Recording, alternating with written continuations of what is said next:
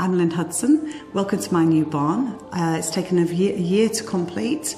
It's just about finished and I'm really pleased I'll be moving in the next 2 weeks.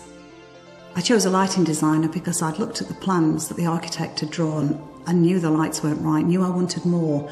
So I thought, okay, this must be easy.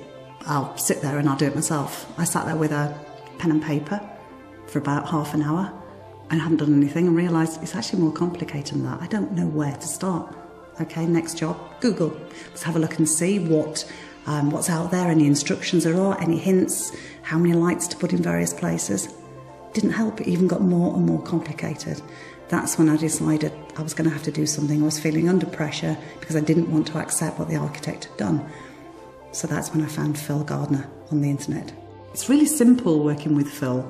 It was a case of just talking to him, explaining how we're going to use the rooms, how we live our life, and just giving the vision of how I saw rooms looking.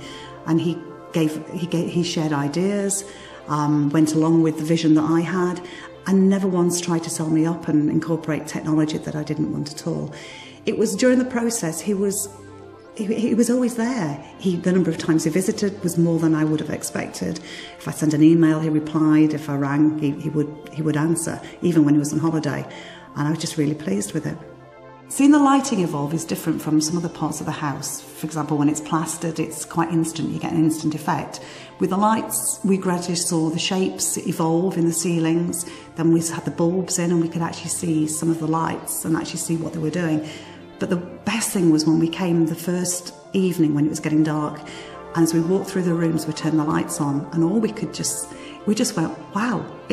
We just couldn't believe the effect it had, the way it lit up the rooms, the warmth, the coziness it created, and it just felt absolutely great. And my husband and I looked at each other and said, it was actually worth every penny.